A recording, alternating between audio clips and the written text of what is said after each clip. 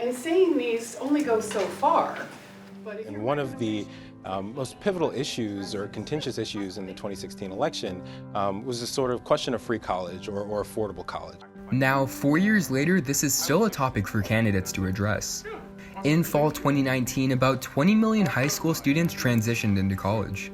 As of March last year, Americans owed $1.5 trillion in student loans. We have more economic evidence now than ever that it is subsidized federal loans that have encouraged colleges to raise their tuition prices because they're confident that students will be able to make up that difference in funds. This leads many Americans to weigh the possibilities of free college. Free college would reduce student debt and allow for more students to pursue higher paying careers. But there is a catch. Taxpayers will likely pay the price. And with federal programs in place to help Americans in debt, many question the practicality of free tuition. I've really been questioning college is the gold, and I don't know necessarily because more jobs than ever actually do require degrees. It is predicted that in 2020, 35% of job openings will require at least a bachelor's degree, and 30% will require some college degree. It's invaluable. Education is the American dream, to be educated and to open up doors for careers and other opportunities. While a free college tuition would benefit graduates, will they pay for it later in taxes? Hardworking taxpayers, including those who scraped and saved to faithfully pay their own student loans, should not have to pay somebody else's student loans too. Many citizens take this into account when considering free college.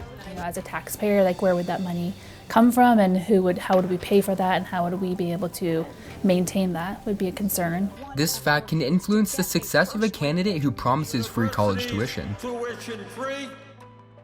But under the Trump administration, federal tax for single filers and the middle class who make $100,000 per year have dropped by 14%. We unleashed an economic miracle by signing the biggest tax cuts and keeping more of your hard-earned money where it belongs, in your pocket or wherever else you want to spend it. And with many celebrating major tax cuts, older Americans will likely find paying higher taxes unappealing. However, those who are concerned about taxes can look to the Financial Counseling Association of America, and students who are concerned with tuition can look to the California Promise. There are some students who choose not to go immediately to four-year universities because now they can take advantage of the California Promise program. The California Promise allows students to attend community college tuition-free for their first 2 years.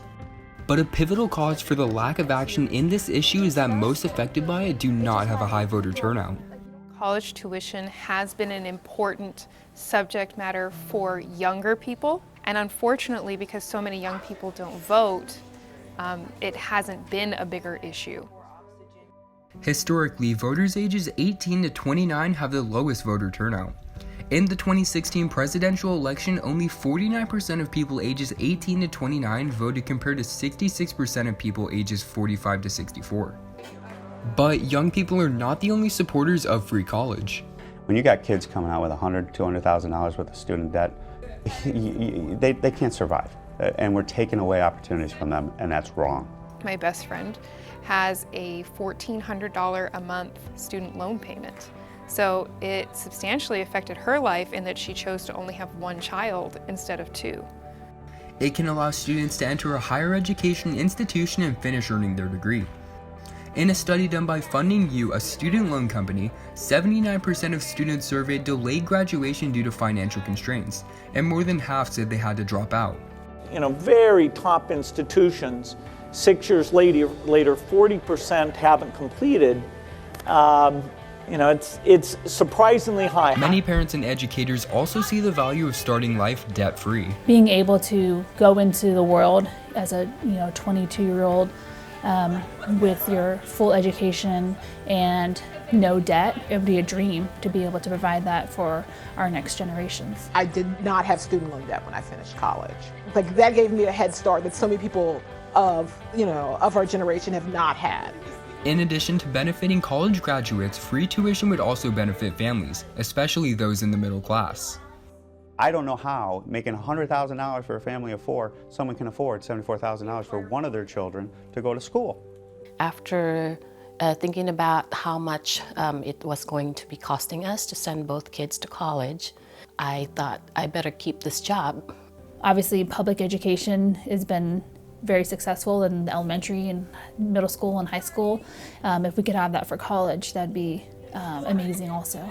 If we have the political will to provide free college for everybody, that it is something that we can do. Like, as Americans, we have come together in amazing ways to, pull ourselves out of the Depression and get ready for war. If it's possible for us to do these things, it should be possible for us to endow the future with an educated populace, especially given the challenges that this new generation is going to face. Whether or not free college will be implemented remains a question. Regardless, it is an important issue that should be addressed in the 2020 election.